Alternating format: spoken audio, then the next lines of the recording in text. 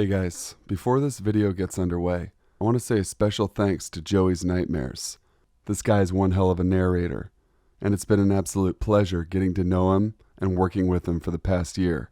I can't say enough great things about his channel. Please make sure to subscribe to Joey's Nightmares as soon as the video's over. I will leave a link in the description box to his channel. Go over there and give him some love, guys. He's one of my best friends online, so without any further ado, let's begin. I am 23 years old, and I have a phobia of coming across dead bodies of humans and butterflies. Years later, after the incident I'm going to recount now happened, I still don't understand the purpose of it all. Before I start, it is important to note that almost all the people on the maternal side of my family have shown the ability to receive accurate premonitions of loved ones being in danger or trouble. I have seen it in my grandmother, uncle, aunt, and my mother when I was younger.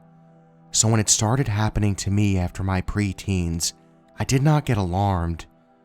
These premonitions are gut-twisting, throat-tightening, heart-racing feelings of overwhelming dread that can last anywhere between a few minutes to a whole day, rendering me unable to breathe until I come close to retching. These usually rare episodes were still bearable compared to what happened in late February of 2009 when I was 17. I went to an all-girls convent school, and most of us in our class were a pretty close-knit, having grown up together. In February of last year of school, we were busy prepping for our annual sports week. Those were the days when I used to have horrific nightmares almost every night. Just a couple of days before sports week, I had a dream at the wee hours of dawn. In the dream, I was on the third and highest floor of our high school building and saw two of my teachers at the periphery of my vision. The scene that caught my attention was the dead body of a girl wearing our school uniform lying on the floor, a few feet in front of me. She had curly shoulder-length hair and her body was bloodied and injured. As crazy as dreams are, I heard someone saying in the background that she had been mauled by a tiger. It was such a terrible dream that I remember consciously trying to pull myself out of it and wake up. And just as I was about to wake up, a booming masculine voice shouted in my head, "Your schoolmate is going to die." He said this 3 times, and I woke up with a frantically beating heart and very shaken. I lay in bed for a few minutes, then pulled myself together to get ready for school. I actually forgot all about the dream until I was standing in line during the morning school assembly, praying. The dream came to me in a flash, and for a few moments filled me with a feeling of foreboding. I thought, how was I supposed to know who was going to die, since the term schoolmate would apply to any one of the 1,400 girls in school? Then I shook my head to clear it and told myself to stop dwelling on bad stuff like that. Like many others, I had been conditioned by my parents and society to never think of dying or even talking about death, because we weren't supposed to wish ill of anybody. The conditioning kicked in. I pushed the memory away and totally forgot about it for the rest of the day. Later that night, at around 8:30 p.m., I got a text message from a friend saying that one of our classmates had been run over by a train at about 5:30 p.m. that evening. While she was hurrying to cross over the closed-off railway line because she was late for her coaching class, her sister crossed the line and got behind the safety barrier fencing. But while she was crossing, her shoe got caught between the tracks, and before she could free herself, the train had already passed over her. She died on the spot. My first reaction after reading the message was disbelief, and a strange reaction at that, because I actually laughed thinking it was a joke, when my friend retorted asking if I thought so lowly of her that I could crack a joke like that.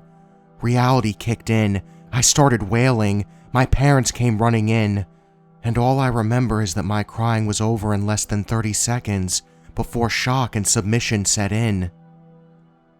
Later, I sat alone in my room and thought back to the events of the day, trying to recall if there was any incident that had made me know in advance. And that's when the memory of the dream flashed. It shocked me more than the bad news itself. I kept thinking of the warning that I had received. I tried to remember every detail in the dream, and the curly hair made an impact. The friend who had died had the same curly hair and the same general features of the dead girl in my dream. I felt so guilty that I just didn't know what to do. I held myself responsible for having known it, but having brushed it off as a mere bad dream, when maybe I could have warned somebody, done something, anything. The guilt prevented me from visiting her family to pay my condolences like all my other classmates had done. We were a class of friends, true, but teenagers can be horrible to each other too, as proved by the disdain my classmates showed towards the twins. I won't proceed to explain possible reasons, because those are trivial. I was always friends with them though. I just couldn't understand why the next day at school, a few girls in my class made such a huge show of crying when they were the ones who had never said any kind words to my dead friend. For many nights after that, I would force myself to stay awake so I wouldn't dream of someone else dying and see them dead for real within the next few days. It happened again though, a few months later, but that is another story. I could still hear the voice in my head, and I was already conscious when it delivered the warning. It was like a blaring loudspeaker had been inside my skull. Years later, the guilt is gone because I understand I couldn't have done anything, but sometimes I do question myself if there was something I could have done. I need to know why I was the one who had been alerted. Some people have said I need to work on my issues with death. I have hardly a clue of how to go about doing that. The only thing I know is that I have no regrets because I had never treated her poorly and had never denied her anything. The last memory I have of her was her in class asking to check out a drawing on a chart paper I was holding. And even though I was exhausted and irritable from running errands around the school all day, I didn't refuse to pass her the paper. I just remember her smile while admiring the drawing, and that is a pretty peaceful memory. I hated it the moment I saw it. The floor in the living room felt like a funhouse. It leaned to the left. In the bedrooms, you could see the soil under the house. The floorboards were warped and huge gaps allowed damp dirt smells into the room. The house was across the street from the elementary school, and it was tiny. My mom and dad had just gotten divorced, and we were on our own. My brother, my mother, 3 sisters, and me all crammed into a little 2-bedroom, dilapidated place, haphazardly disguised as a house. My sisters shared the one room with me, and my brother slept on the couch in the living room. Mom took the itsy-bitsy closet-sized room behind the kitchen. The house had an unnatural feel to it, but my mother signed a 1-year lease and we were stuck there. None of us wanted to go in the backyard. A huge fig tree was in the center, and the ground was littered with all kinds of festering things. The only good thing about this place was its close proximity to the schoolyard. At the least, we could run across to the playground there. My mother allowed us to do this after schoolwork was attended to and our chores were done. We never wanted to be in the rental home. It felt cramped. It felt wrong. The first week we were there, the bugs found us. They came in through the gaps in the floorboards, and we felt them drop onto our beds in the dark. It was scary and disgusting. Mother bought a can of bug spray and sprayed along the gaps, but the insects found other ways to get inside. I took to sleeping with the covers over my head. The edges of my own blanket would be tucked tightly around my body. I barely slept while living there. After one exhausting night, I heard the cries coming from the backyard. It sounded like a small child whimpering in distress. Looking at my mother and siblings, I saw that no one else was aware of the sobering sounds.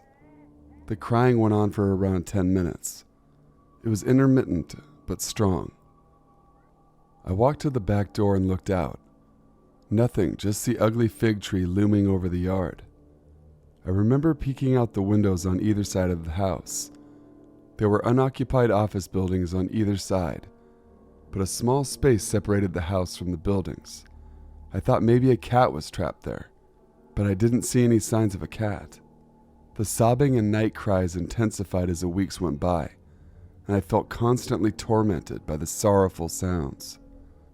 I was afraid to tell anyone, especially since the sounds only seemed to affect me.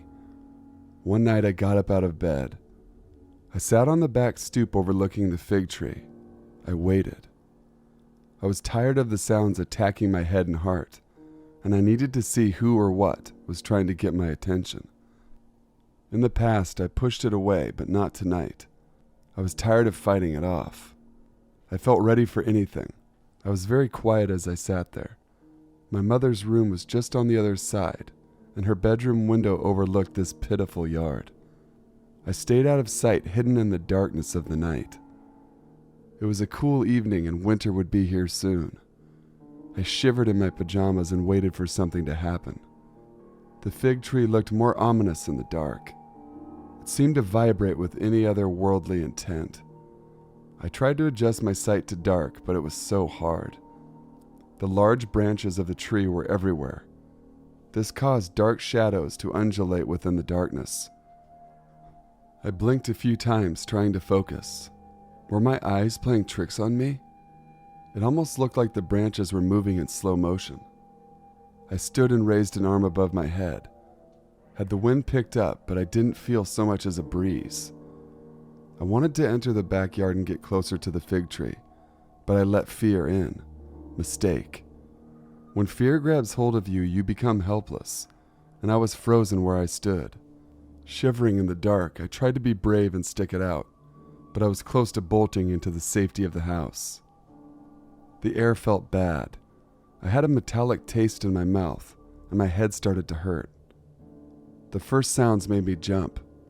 The crying had started again, and it was coming from the fig tree. Yes, the sound of a child crying. It was coming from the center of the tree. I could see more movement in the dark. The branches were silently shaking with each cry.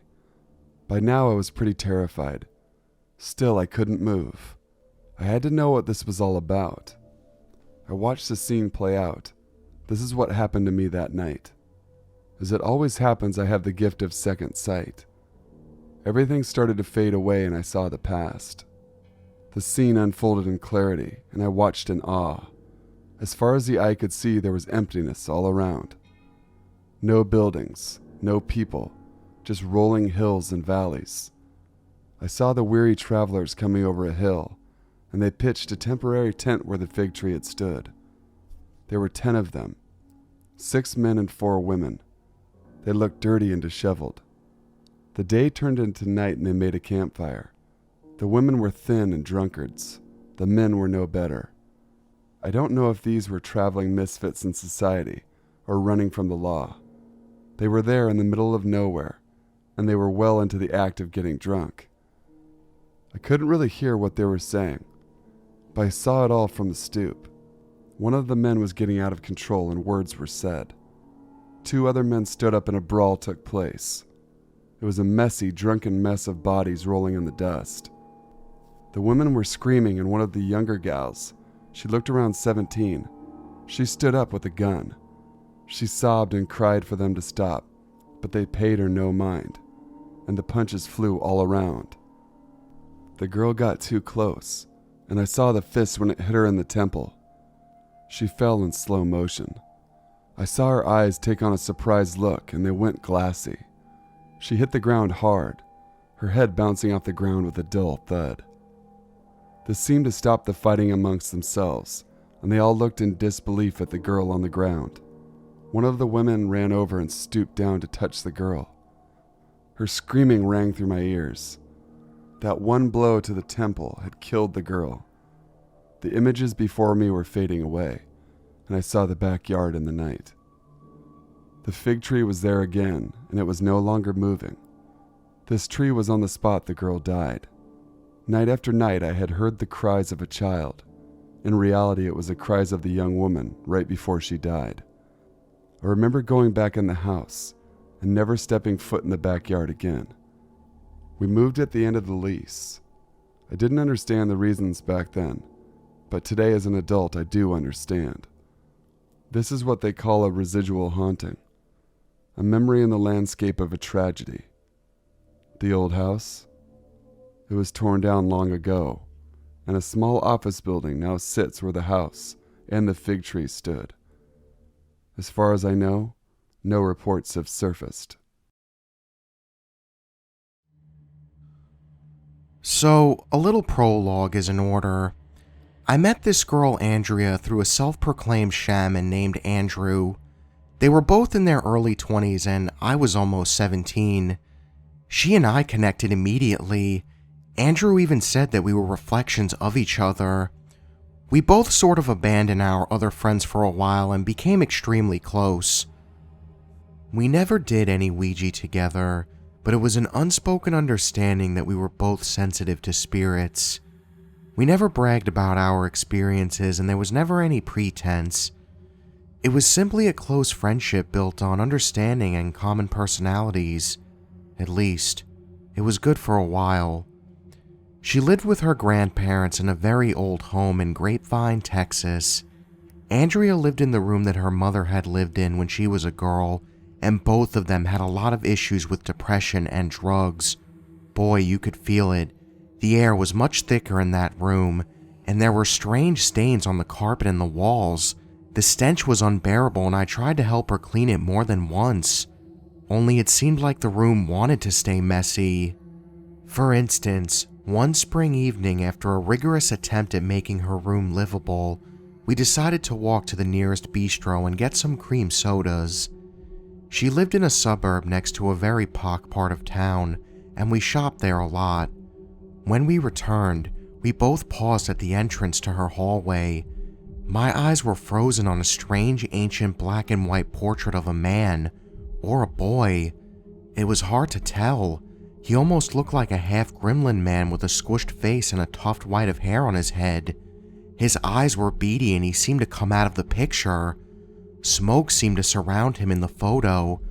I can't tell you how frightening it was. "You haven't noticed that before?" she asked, getting uncharacteristically quiet.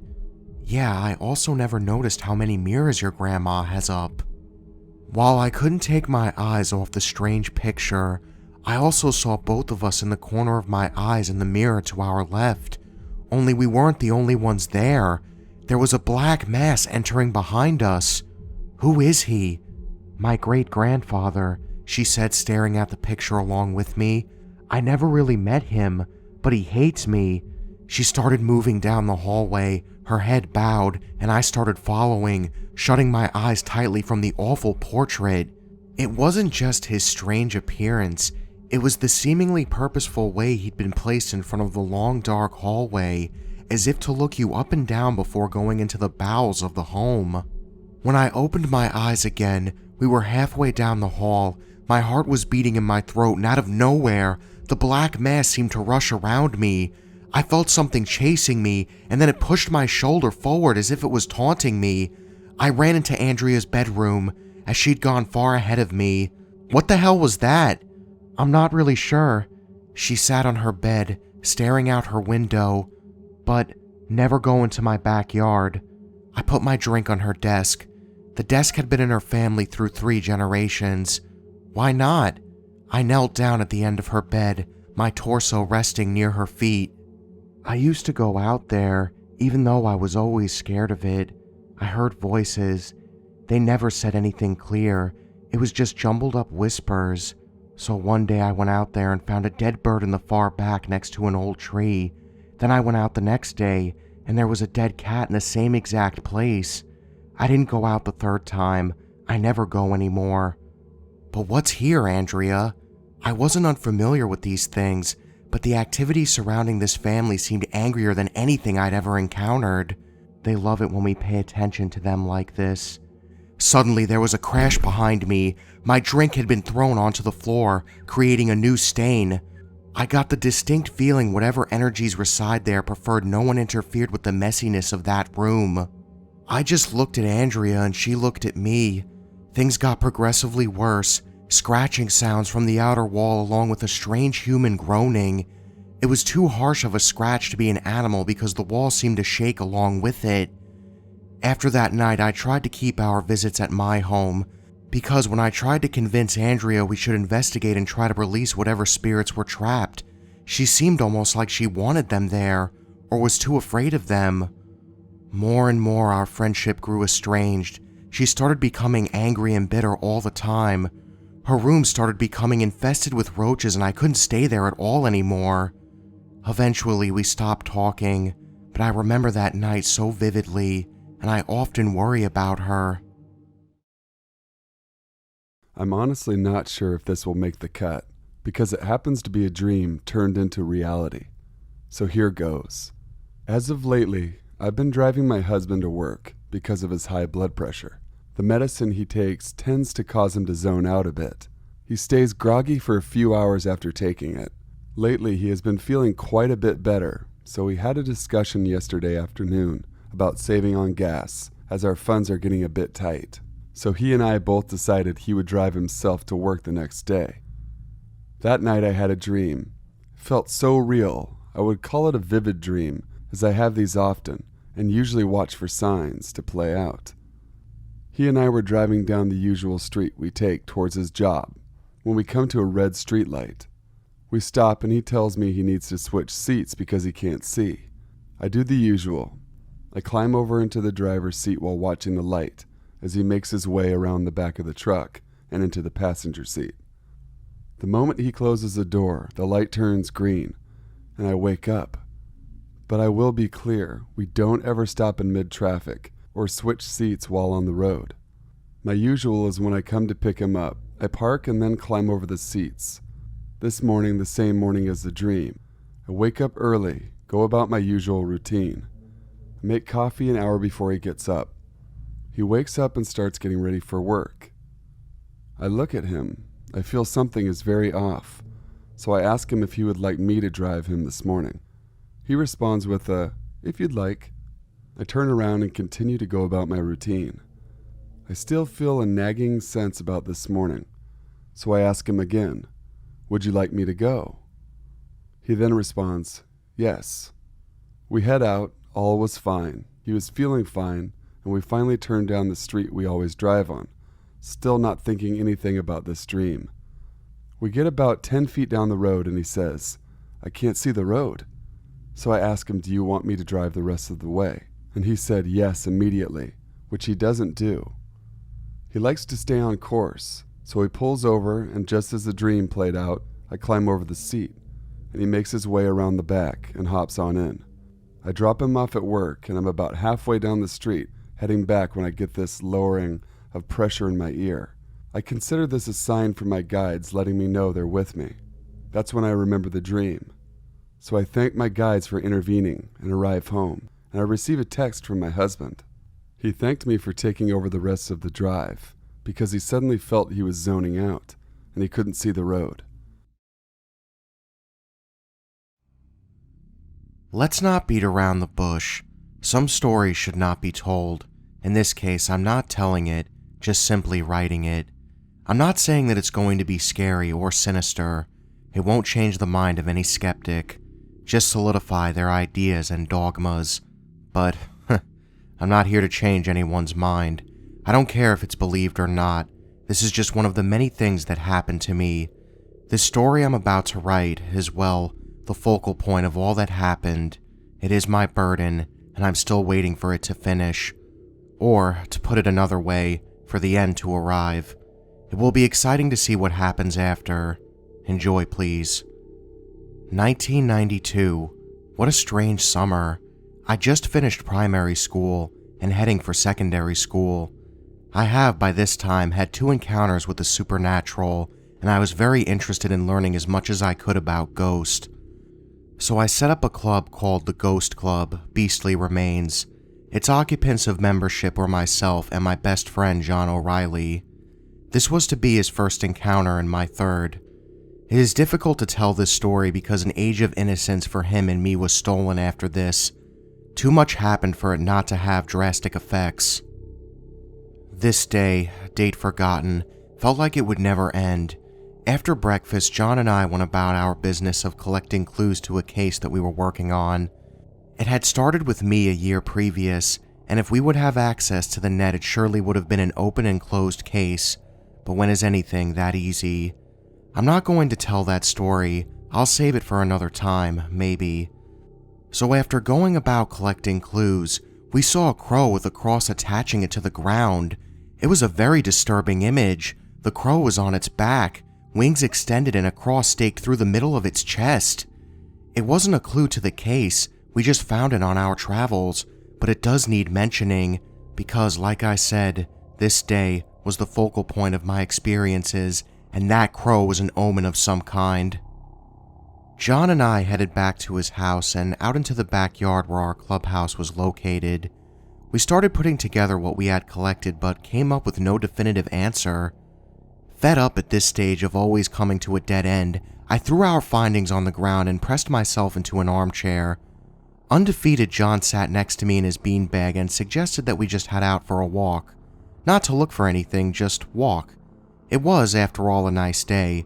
A little overcast, but the sun came out nonetheless. John always wondered about the things that I saw. He was actually very jealous of my talent. He never understood why I thought my 2 encounters I already experienced were evil spirits. I didn't have an answer for him. All I could ever tell him was, "You know how they're good and bad people? Well, why wouldn't there be good and bad ghosts?" Then I felt it, suffocated, hot, in fact too hot. I started to choke on emptiness. I couldn't breathe. Then, as quick as it started, it stopped. "You okay?" John was standing beside me with a look of sheer fear on his face. Apparently, I'd started shaking and screaming. I don't remember doing either. I took a look at my surroundings to see if there was anything out of the ordinary. I was standing in the middle of a small, unused road, the factory of Martin Savage on my left, its fence boarding it, a 7-foot metal-spiked guardian, and a disguised cottage in front of me. "Come on, sit down." John was at my side, concern still on his face. I'm okay," I managed, yet my throat felt dry and scarred with heat. "Let's take a look at that cottage over there. Could be fun." John didn't protest. Anything after my sudden attack was going to be a relief. We walked towards the cottage. It was like any other typical cottage, except its front door was boarded up and the windows on the front were stained and boarded up also. "Come on, there may be a way over the other side," I said. I went around the side of the house and found footing allowing me to climb the side wall and use the factory fence as support on the way up. Once I got to the roof, John not far behind me, I slid down to the edge and peered over. There was a window slightly open just below me. Carefully, I let myself fall over the edge of the roof. I didn't want to fall into the needles below or break anything. Once I was on the ground safely, I pushed the window open a bit more, just enough for John and I to enter through. Once inside, the words vice versa came to mind. In the room we were currently in, there was a ceiling and no floor, and the other room had no ceiling and a floor. By no floor, I mean that we were walking along planks of woods on their edges, with 1-foot gaps between them, and we had to be careful where we stepped. It wasn't the most exciting place to be.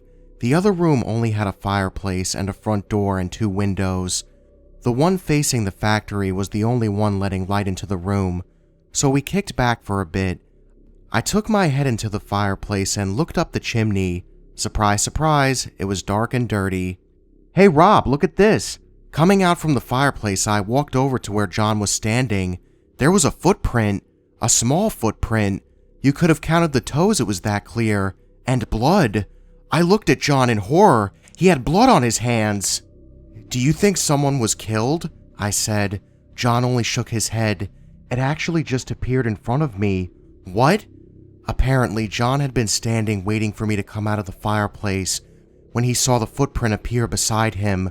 The blood, however, was a different story. When he had entered, John investigated the room. He didn't find a lot except for the blood dripping down from the top of the window beside the only door inside the cottage. He pressed his fingers into it, thinking it could have been rust, but learning differently, and then the footprint appeared. "Lift me up, I want to see where the blood is coming from." I put my back against the wall, joined my hands, and lifted John up so we could see above the ceiling and into the attic.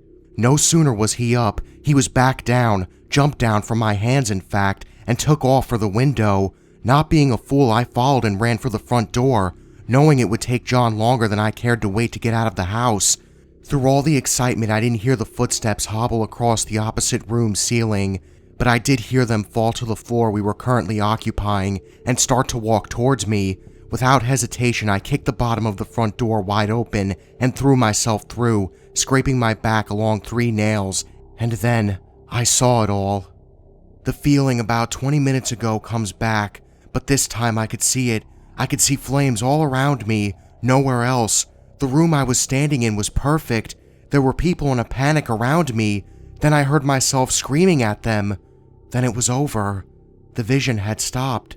It clarified what had happened earlier. The footsteps had also stopped coming towards me and I was back on the unused road, in front of the house. I waited to see John come over the roof, but he didn't. I waited and waited. It felt like hours, but in fact it was only seconds. Then I heard John. It was the most blood-curdling scream I've ever heard. It chilled me right to the bone. Then after another minute or so, John came over the roof and slid down to the road, falling with a horrible crunch. I rushed over to him to see if he was okay. He was pale white. His eyes were unfocused, looking at me but through me. I picked him up and started to bring him home. Nothing was broken, thankfully. He had a scrape or two, but that's it. All he could say, though, was, "Grandpa, I need Grandpa." I brought him to his granddad's house and knocked on the door. When his grandpa finally answered, John had come around a bit, regained some of his color. His granddad asked what was wrong, and as soon as I had John sitting down, I told him everything. He was sitting in a small kitchen chair when I finished telling him, and next he was raising his hands to hit John. I placed myself between him and my friend and screamed at him for answers. Why was my mate all of a sudden mute? What had he seen? His grandfather told me that about 65 to 70 years ago, he and his sister, mother, and father lived in that house. I was shocked. What had happened, however, was that his sister had just gotten a new dress and was dancing around the room admiring it. She was 16 and very beautiful, he said, but the tail end of the dress went into the fireplace and she went up in flames real quick. Needless to say, she died, and that is what I'd seen in my vision and what John had just seen. I'm thankful that I didn't see what he saw. We left his granddad's house a few hours later.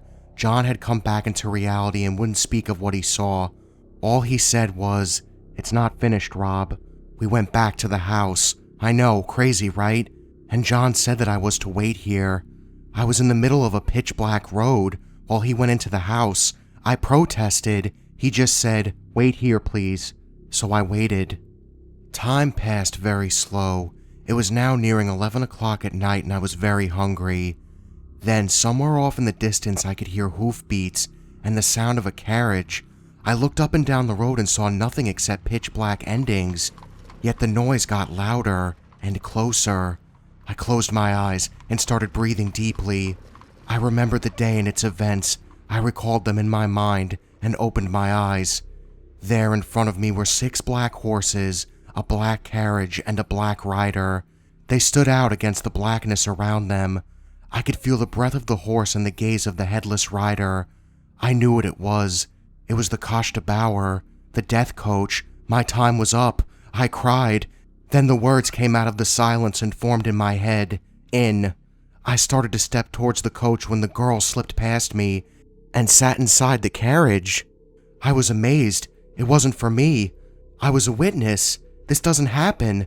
The Koshtabauer appears only to those who it's taking. I was on a different level of sight. I wouldn't have believed it if I hadn't seen it with my own 2 eyes. Then it was gone and in its place was John. He looked at me knowingly. "Let's go," he said. We went away from that house, not to return. Later, I asked John what he had seen. He didn't tell me about the girl, but he did say that I'm incredible. He had gone around the side of the house and felt sick. He vomited and then he came back towards where I was waiting and saw a bright white light around me and nothing else. He was unable to take his eyes off of me. I guess that was a good thing, because otherwise he would have seen death servants.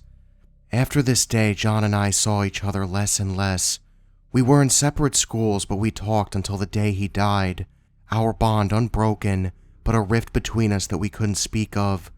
I'm sure that the Koshtabauer will be back, this time for me. I believe that more than I believe in anything else, so I wait and enjoy every day I live. As for the white light, that's my aura. I am content. The house is still there, but there are no residents in it.